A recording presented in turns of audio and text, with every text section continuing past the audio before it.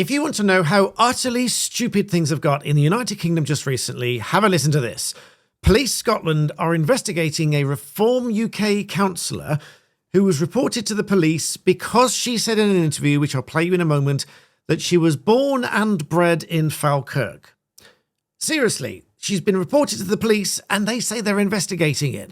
Now, I genuinely thought this was a fake story to generate faux outrage and such, but it's reported here and the police apparently have commented that the inquiries are ongoing.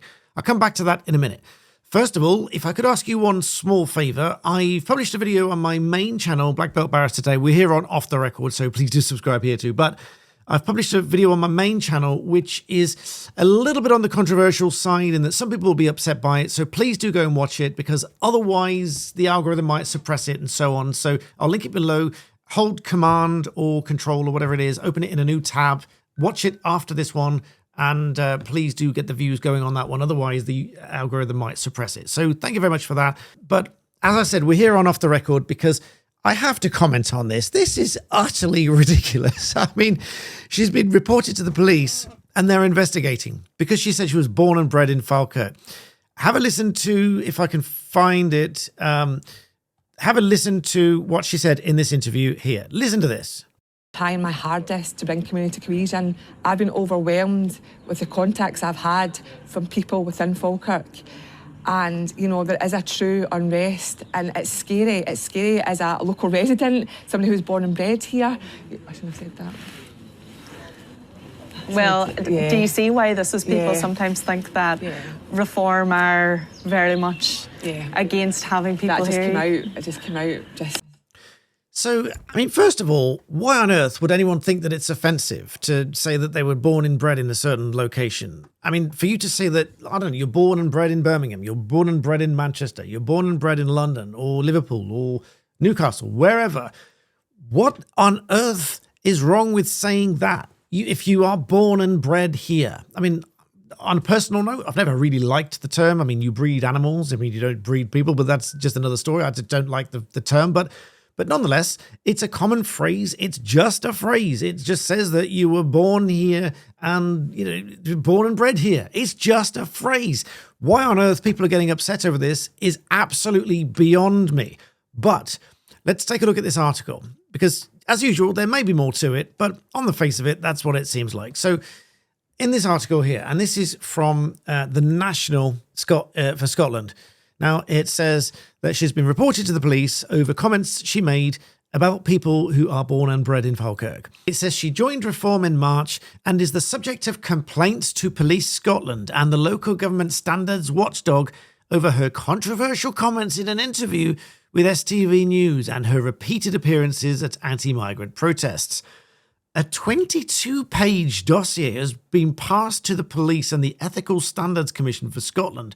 I presume this includes more than just one phrase. I mean, it must include a number of other comments, you would think. But it says it's been shared with the National, detailing her alleged breaches.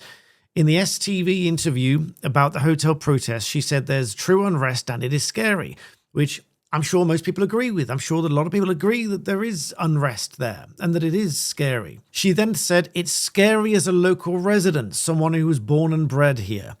And at that point, she turned away from the camera and said, I shouldn't have said that. Now, there's nothing at all, in case you can't tell from my voice here, there's nothing at all that is remotely racist or offensive about that remark. It is just a phrase. But an anonymous complainer said, Councillor Claire Brown's conduct represents a serious departure from the standards expected of democratic representatives. Her association with far-right extremists, use of exclusionary language, and continued participation in increasingly violent protests demonstrates fundamental unfitness for elected office. May I take the opportunity to remind everybody that Shabana Mahmood, now Home Secretary, did attend Palestine marches and was gleeful about shutting local supermarkets out of, presumably out of fear and intimidation. So they closed the doors and she was gleeful about that. And she now holds that office. So by the by. This goes on. The evidence supports both Standards Commission sanctions and the highest level, and serious consideration of criminal proceedings under public order legislation. Now, give me a break. This is utterly ridiculous.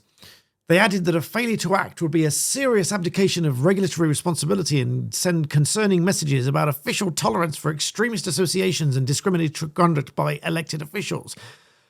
Honestly, this is where we are. And this is why we're off the record. I'm speaking freely. This is why we have the United States and senior people, J.D. Vance, even President Trump, speaking of the UK to say our free speech is being eroded, eradicated, condemned, criminalised, punished, prosecuted, which is why I urge you to go and watch my video on my main channel, my Black Belt Barrister channel, because it's a major win for free speech, but it will upset a lot of people. That won't be the last you hear of that. There will be lots more to come on that. Please do go and watch that video. I'll link it below. But this goes on and on. This article goes on and on condemning her. And then Police Scotland say, a spokesperson apparently said, we've received a complaint and inquiries are ongoing. Well, you're wasting your time. There's no need for inquiries. She can say whatever she likes, even if it is that she doesn't want migrants in the area or whatever it might be. That's the freedom of expression. You know, unless she's doing something which is a crime, which is then aggravated by the fact that it might be motivated partly or wholly by race or religion or anything else that could amount to a hate crime. Unless there's an underlying crime, there's no crime. So there's no inquiries. There's no need for inquiries. This should just not be going anywhere. I honestly can't believe that we've got to this point where someone saying that they're born and bred in a certain location is now being investigated as for what? I don't know what. I mean, some sort of public order offence? I don't know. Because this is just freedom of expression. There's genuinely nothing to report here.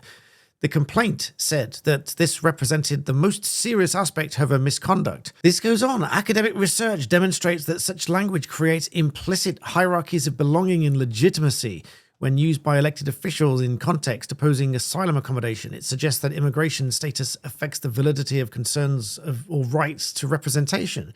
No, it doesn't.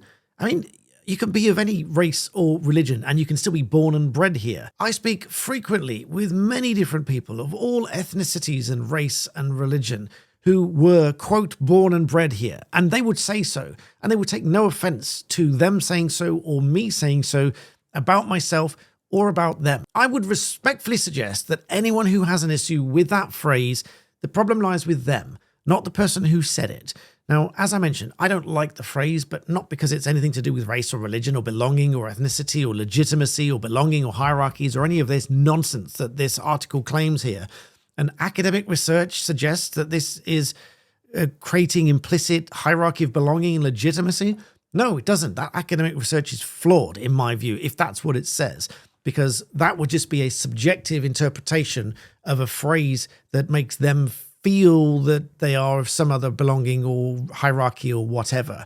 And thus it rests with them and not the person who said it. I think that is subjective and selective offense taken by the person, not given or intended by the person who actually said it. And just in case anyone decides to disagree with me here and say that it is racist and intended to cause offence, etc., I direct you to Nadia Whittome MP's ex-profile, Labour MP for Nottingham East, who says herself, Nottingham, born and bred.